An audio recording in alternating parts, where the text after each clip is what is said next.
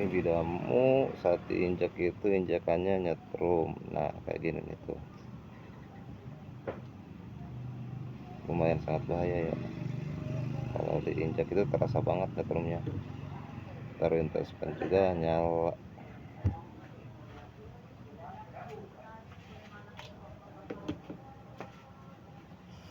Oke, dicabut. Kita bongkar dulu.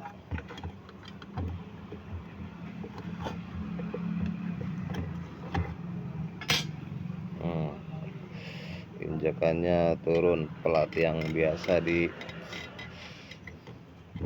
arang bidamunya turun. Lumayan bahaya ini kalau diinjak, terasanya turunnya. Oke, kita tes lagi.